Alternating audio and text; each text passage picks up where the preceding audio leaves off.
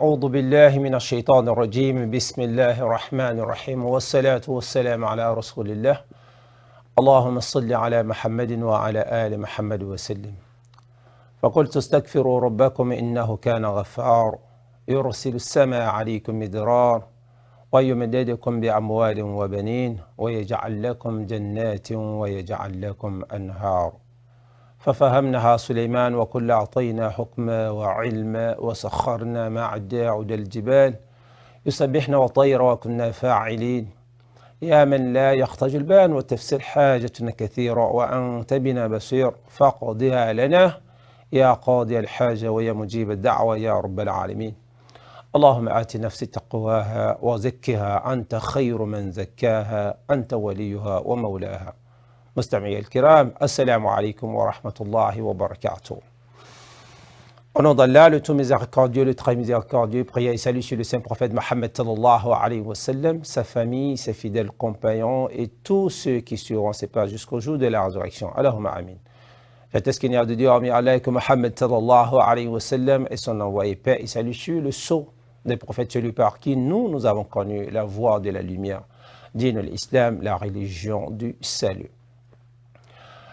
Nous rendons grâce à Allah subhanahu wa ta'ala, ce créateur des cieux et de la terre à qui nous avons formulé les vœux la semaine dernière en lui demandant de nous compter parmi ceux-là qui auront l'opportunité de voir la nouvelle année égérienne. Eh bien oui, nous y sommes. Alhamdulillah, alhamdulillah, alhamdulillah, rabbil alamin. Nous lui sommes reconnaissants du fait qu'il a quand même, nous a accordé du moins le souffle de vie et nous a gardé en pleine santé et nous a gardé en pleine forme. Nous avons toutes nos facultés en place. Nous avons notre santé au top, au meilleur niveau. Combien sont-ils ceux avec qui nous étions ensemble du moins en l'an 1445 égérien et que malheureusement ne sont plus de ce monde. Ils ne sont plus parmi ceux-là qui ont cette nouvelle opportunité de goûter à l'an 1446 égérien. Et combien sont-ils qui ne sont pas non plus décédés et qui sont actuellement privés de liberté, derrière les barreaux, qui ont perdu la liberté, qui ne peuvent plus faire les mouvements comme bon leur semble. Et combien sont-ils qui n'ont pas perdu la liberté, qui ne sont pas non plus sur terre, mais qui n'ont plus la santé. Nous avons la santé, nous ne sommes pas sur terre et nous sommes libres de nos mouvements. C'est l'une des raisons pour laquelle ça mérite que nous puissions être reconnaissants envers ce créateur des cieux et de la terre. Quand on parle de l'an 1446, que ça soit bien clair, nous parlons de l'année égérienne, nous ne parlons pas de l'année grégorienne parce que c'est connu de tous, nous sommes en l'an 2024. Pour ce qui est de l'année grégorienne, c'est l'année que nous utilisons dans le pays dans lequel nous sommes, c'est l'année qui est connue de par le monde, mais nous parlons de l'année égérienne, l'année qui sert de repère à toutes les manifestations, tous les événements importants dans la vie du musulman, tous les événements importants de la communauté musulmane. Alors, c'est cette année que nous avons, c'est l'an 1446 de cette année que nous avons débuté et nous sommes aujourd'hui le 5. Quoi de mieux que d'être reconnaissant envers le créateur des cieux et de la terre, Inch'Allah, qui nous a donné cette nouvelle opportunité à débuter l'année en pleine forme. Quoi de mieux que de rappeler à chacun et à tous qu'une nouvelle année n'est pas synonyme d'une nouvelle fête, n'est pas synonyme d'une joie à outrance, n'est pas synonyme d'un mélange de haram au halal, c'est-à-dire de l'illicite à ce qui est licite, non. C'est juste un nouveau point de départ et l'on devrait se remettre en cause, l'on devrait se poser des questions, un peu comme le thème de la dernière fois, le bilan. L'on devrait faire son propre bilan et savoir si, par hasard, si à l'instant T, l'homme rejoigne son Seigneur, est-ce que son Seigneur serait satisfait de lui? Qu'a-t-il fait pour qu'il puisse du moins plaire à son Créateur? Ça devrait être ce pourquoi ou ce auquel l'homme doit ou devrait y penser régulièrement.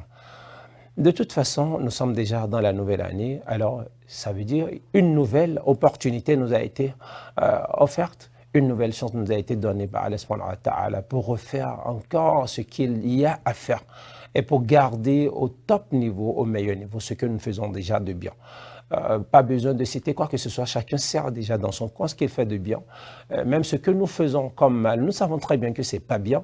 C'est la raison pour laquelle nous le faisons en cachette. Parce que si déjà ce que vous voulez faire, vous mettez à l'abri des regards, vous cherchez un coin pour le faire, c'est parce que vous êtes conscient que ce que vous êtes en train de faire n'est pas acceptable. Ce n'est pas bien, voilà pourquoi vous vous cachez. Sinon, si c'était du bien, pourquoi se cacher pour le faire? Alors chacun d'entre nous est conscient de ce qui est bien et chacun d'entre nous est conscient de ce qui n'est pas bien. Nous demandons simplement à tout un chacun d'entre nous de vite corriger ce qu'il y a à corriger parmi ce que nous faisons et que nous en sommes conscients que ce n'est pas bien, de vite corriger cela avant que ne vienne à chacun d'entre nous le destructeur de la joie, le destructeur de la richesse, celui qui met fin au bonheur, à savoir la mort. Parce que le Coran a été clair, Allah subhanahu wa ta'ala a été clair dans le glorieux Coran, kullu nafsin dha'iqatul maut. Toute âme goûtera à la mort. Alors avant que ne nous vienne cette certitude, adore ton Seigneur jusqu'à ce que te vienne la certitude, jusqu'à ce que te vienne la mort.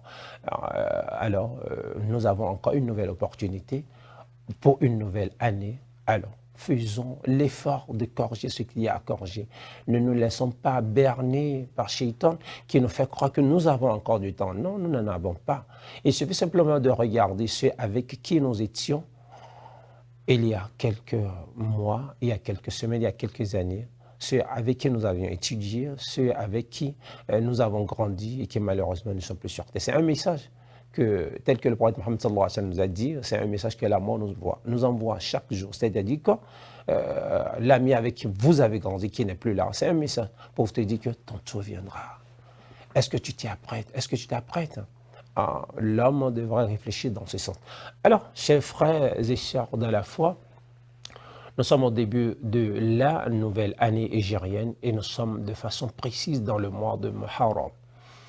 Muharram, que vous soyez quelqu'un qui ait étudié l'arabe ou non, si vous êtes habitué au langage islamique, vous entendez très souvent c'est haram, c'est haram, c'est haram, et vous entendez c'est halal. Alors, ce qui est haram, ça veut dire c'est interdit, il ne faut pas le faire, il faut s'en éloigner. Voilà. Et le premier mois de l'année hégirienne se nomme, à peut-être le mois de Muharram. Nous entendons haram dedans. Ça signifie que c'est un mois sacré. Il y a des interdictions, il y a quelque chose qu'il ne faut pas faire. Et il y a beaucoup d'événements aussi qui se sont produits dans le mois de Muharram. Et c'est sur ce quoi nous allons essayer d'expliquer. C'est-à-dire quoi? Le mois de Muharram, quelques événements. C'est le titre du jour. Le mois de Muharram, quelques événements. Quels sont les événements liés au mois de Muharram? Pourquoi ce mois d'abord se fait appeler, ou Allah subhanahu wa ta'ala l'a désigné, mois sacré? Nous l'avons déjà dit la semaine dernière, au cours de notre dernière émission, que parmi les 12 mois qu'Allah subhanahu wa ta'ala a créé pour nous, Inch'Allah, tel que la sourate At-Tawbah, Coran chapitre 9, au verset 36, nous l'a signalé. Parmi les 12 mois, à savoir Muharram, Safar, Rabi' al-Awwal, Rabi' al-Akhir, Jumad al-Oula, Jumad al-Akhir, Rajab, Sha'ban, Ramadan, Sha'wal, Zul Qa'ada, Zul Hijja. Parmi ces 12 mois, 4 parmi eux sont sacrés. Et parmi les 4 sacrés, 3 se suivent, à savoir le 11e, le 12e et le 1er, et le 7e mois qui fait au total 4 mois sacrés. Parmi les 4 mois sacrés, nous sommes actuellement dans l'un de ces mois, à savoir le mois de Muharram. Mais savez-vous pourquoi le mois de Muharram, Allah l'a rendu sacré? Pourquoi c'est un mois sacré? Les faits remontent depuis l'époque du prophète Mohammed sallallahu alayhi wa sallam. En dehors des événements qui se sont produits dans ce mois, je veux simplement nous aider à mieux comprendre le caractère sacré de ce mois de Muharram. Par le passé, il n'y avait pas les moyens de déplacement développés tels qu'ils le sont de nos jours. Aujourd'hui, nous avons les avions et vous pouvez quitter d'un continent à un autre en quelques heures. Vous pouvez quitter un endroit très éloigné, un endroit à l'époque, ou un endroit jadis parcouru en 3, 4, 5 mois. Vous pouvez le faire maintenant de nos jours en 24 heures parce que les moyens de déplacement se sont développés. Nous avons des moyens de déplacement plus performants et plus rapides où l'homme peut rapidement joindre un continent à un autre en quelques heures, en quelques jours aussi. Alors à l'époque, il n'y avait pas ces moyens de déplacement et le mois de Muharram, c'est le mois qui suit le mois de Dhul Hijjah, c'est-à-dire le 12e mois, le mois du pèlerinage. Et quand les gens finissent leur pèlerinage, quand les gens terminent le Hajj à la maison sacrée, il faut qu'ils retournent chez eux. Et à l'époque, il y avait eu, ou il y a toujours eu sur la route, des braquages, des vols, etc. Alors elle a rendu le mois de Muharram sacré, a interdit qu'il y ait de combats, a interdit qu'il y ait tous ces genres de choses qui pourront perturber la tranquillité de l'homme. Elle a interdit tout combat, a interdit, a interdit un certain nombre de choses afin de faciliter le retour des pèlerins vers leurs différentes demeures. C'est-à-dire quand les gens quittaient la Mecque à l'époque, et qu'ils décident de rentrer chez eux, le mois de Muharram est un mois sacré, pas de guerre, pas de combat. On doit libérer les routes pour que les pèlerins, les voyageurs, il n'y a pas que les pèlerins, les voyageurs, tous ceux qui étaient en déplacement puissent regagner facilement, en toute tranquillité, leurs différentes demeures. Voilà l'un des caractères sacrés de ce mois de Muharram au temps du prophète Mohammed sallallahu alayhi wa sallam. Les événements qu'il y a eu dans ce mois de Muharram, tout bon musulman sait que dans le mois de Muharram, c'est-à-dire le mois dans lequel nous sommes, le 10e jour, communément appelé Ashura, le 10e jour appelé Ashura, il y a un jeûne. Et le prophète Mohammed sallallahu alayhi wa sallam recommande à sa communauté de jeûner au 10e jour de Ashura. Mais lorsque vous regardez l'historique du mois de Ramadan, pour ne pas dire le jeûne du mois de Ramadan, le jeûne du mois de Ramadan a été rendu obligatoire en l'an 2 de l'Hégire. Alors, bien avant l'an 2 de l'Hégire, il y avait déjà les gens, les Sahaba qui écoutaient le saint prophète Mohammed sallallahu alayhi wa sallam. Et ils jeûnaient, mais ils faisaient quel type de jeûne? Qu'est-ce qui était jeûné à l'époque? Quand on sait que le jeûne du mois de Ramadan a été rendu obligatoire à la communauté en l'an 2 de l'Hégire. À l'époque, le prophète Mohammed sallallahu alayhi wa sallam, en dehors de lundi, jeudi où il jeûnait aussi le mois de Muharram. Il jeûnait le mois de Muharram et le jeûne du mois de Muharram était obligatoire à l'époque. Il l'a recommandé, il l'a rendu obligatoire. Et les Sahaba jeûnaient le jeûne du mois de Muharram à l'époque, avant qu'Allah subhanahu wa ta'ala ne puisse retirer le caractère obligatoire à ce mois et le faire passer à un jeûne facultatif, un jeûne recommandé. Donc retenez bien que le prophète Mohammed sallallahu alayhi wa sallam et les Sahaba, pour eux, à l'époque, le jeûne dans le mois de Muharram était obligatoire et ils avaient l'obligation de jeûner ce mois. Ce n'est que quand Allah subhanahu wa ta'ala l'a fait changer par le mois béni de Ramadan, où un mois entier de jeûne a été imposé à la communauté, que le caractère obligatoire du jeûne de Muharram lui a été retiré. Donc dans le mois de Muharram que nous sommes, il faut jeûner car c'est une recommandation, c'est une sunna du prophète Mohammed sallallahu alayhi wa sallam. En dehors du fait que dans le mois de Muharram, le jeûne a été rendu obligatoire, il y a aussi quelques événements majeurs qui ont marqué ce mois.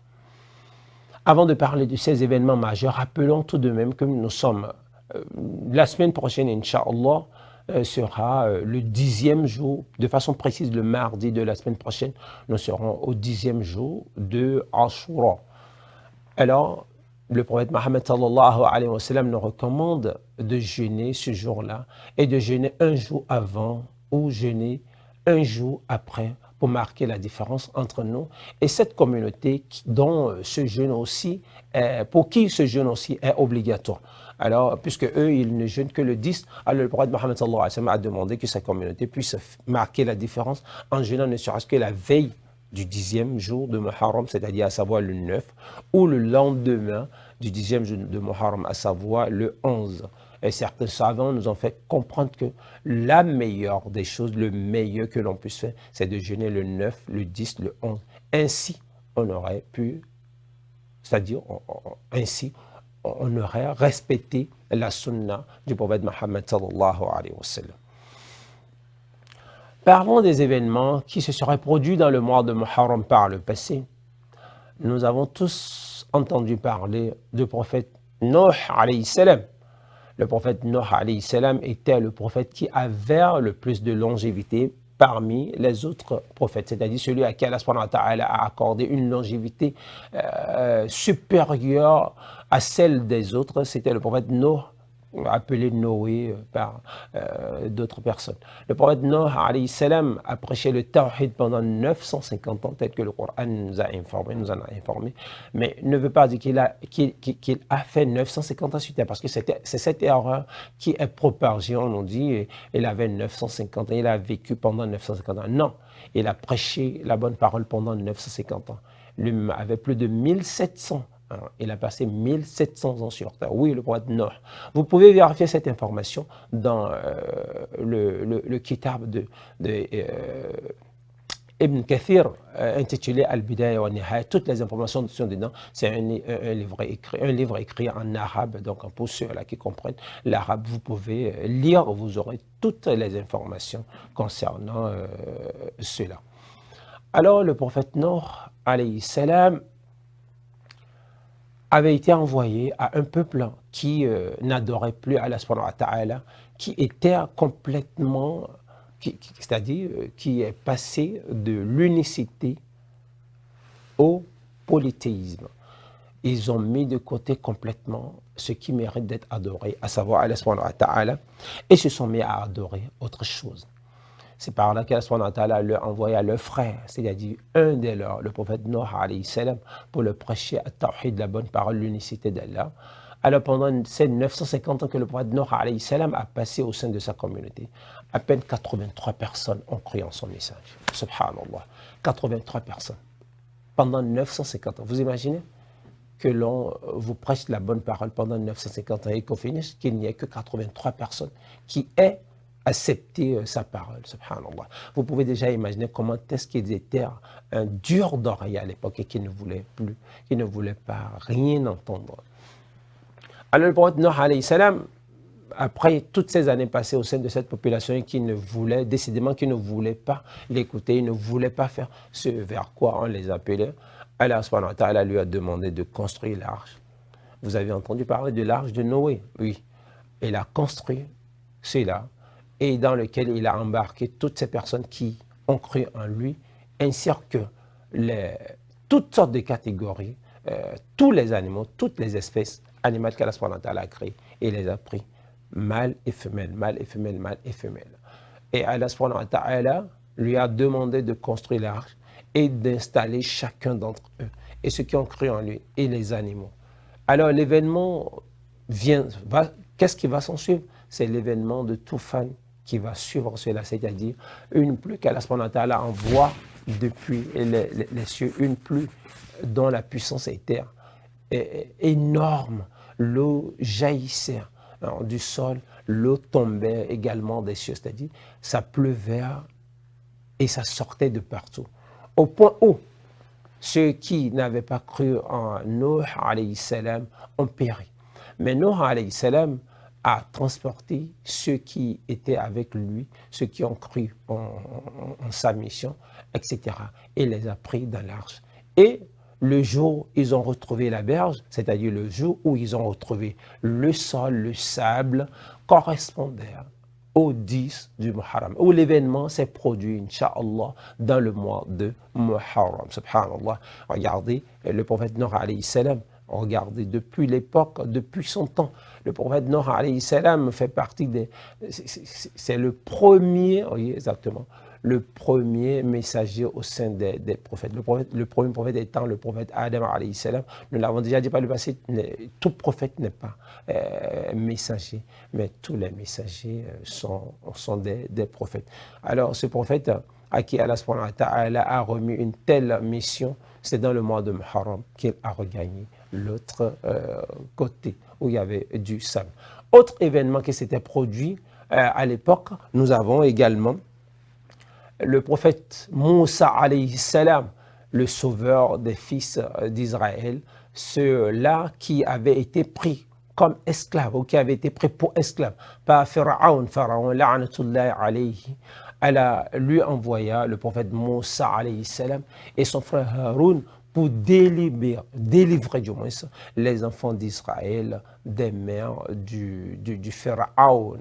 Alors, Moussa a quand même réussi à les prendre et à vouloir s'éloigner, pour ne pas dire fuir, de Pharaon et ses soldats, lorsque brusquement s'est dressé devant eux une quantité énorme d'eau, ce que vous et moi appelons la mer ou l'océan.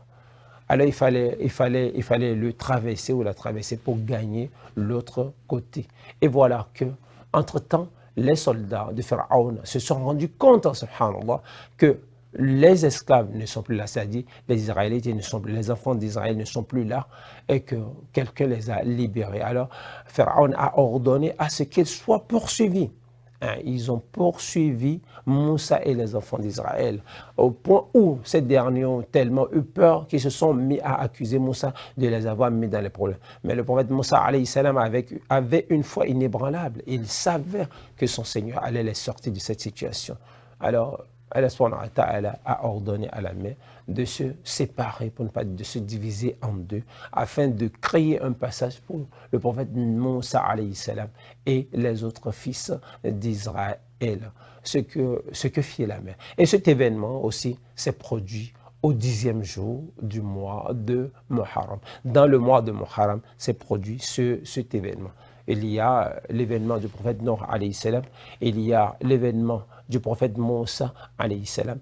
Il y a aussi le fait que, subhanallah, le prophète Mohammed sallallahu alayhi wa sallam jeûnait le mois de Muharram et que le jeûne du mois de Muharram était obligatoire à la communauté, aux sahaba à l'époque, avant l'avènement du jeûne du mois de Ramadan. Sinon, les premiers sahaba jeûnaient Ashura comme si l'un d'entre eux jeûnait le mois de Ramadan, puisque à l'époque, le mois de Ramadan n'était pas encore rendu obligatoire. Alors, ce jeûne de Ashura qui était jeûné de façon obligatoire à l'époque, aujourd'hui ne l'est plus. Alors, si vous jeûnez le mardi prochain, qui correspond au 10 de Muharram, vous avez accompli, pour ne pas dire vous avez respecté la sunna du saint prophète Mohammed sallallahu alayhi wa sallam. Et si vous ne le jeûnez pas, vous n'avez aucun péché. Au contraire, c'est quand vous allez le jeûner que vous aurez énormément de hasanat, énormément de bénéfices. Et rappelez-vous qu'au début de cette émission, je disais que le mois de Muharram est un mois sacré, dans le sens où tout ce qui est fait de bien dans ce mois est récompensé doublement, est récompensé énormément, mais tout ce qui est fait aussi comme mal, tout ce que vous faites en mal dans le mois de Muharram est sanctionné plus que l'on aurait sanctionné, comment on appelle ça, toute autre action dans un mois quelconque. Alors retenons que le mois de Muharram, faisons attention aux pas que nous allons poser. Ce serait quand même mieux pour nous que nous prenions les bonnes décisions, que nous soyons généreux, que nous soyons ouverts, que nous puissions partager le peu que nous avons avec d'autres personnes, avec Allah subhanahu wa ta'ala puisse continuer davantage à nous bénir. Alors, dernier point, c'est que le mois de Muharram, le mois dans lequel nous sommes, le 10e jour, nous sommes aujourd'hui le 5, Inch'Allah, son 10e jour correspond au mardi 16 16 juillet, Inch'Allah. Alors, ceux qui veulent jeûner Ashura, tel que le prophète Mohammed sallallahu alayhi wa sallam l'a recommandé, c'est qu'ils jeûnent la veille et le jour auquel correspond Ashura. C'est-à-dire, Ashura correspond à la date du mardi. Pourquoi ne pas jeûner le lundi? Déjà, même que le jeûne du lundi est un jeûne facultatif, jeûnons le lundi. Ensuite, jeûnons le mardi. Pourquoi ne pas jeûner aussi le mercredi? C'est bien. Pourquoi? Parce que celui-là ou ceux-là qui jeûneront le mardi prochain, Inch'Allah, auront un mois, je dis bien, auront, je m'excuse, une année de péché pardonné, Inch'Allah. C'est sur ces quelques points que nous allons mettre fin, Inch'Allah, à notre thème du jour, le mois de Muharram, quelques événements, Inch'Allah. Espérons qu'Allah subhanahu wa ta'ala nous accordera le souffle de vie jusqu'à la prochaine émission. Prenez soin de vous. N'oubliez pas que chaque jour qu'Allah subhanahu wa ta'ala nous accorde est une bénédiction. Profitez-en pour poser les bons actes pour nous comporter comme cela se doit. Rabbi ikfir li walidi warhamhu. Rabbi ikfir li walidi warhamhu. Rabbi ikfir li walidi al-Sheikh Abdul Hamid Gambo warhamhu. Alimna ma ya'fa'ana wa anfa'ana bima 'allamtana wa zidna ilman ya rabbal alamin. Ihdina siratan mustaqim. صراط الذين أنعمت عليهم غير المغضوب عليهم ولا الضالين آمين. سبحانك اللهم وبحمدك نشهد أن لا إله إلا أنت نستغفرك ونتوب إليك وآخر دعوانا أن الحمد لله رب العالمين والسلام عليكم ورحمة الله وبركاته.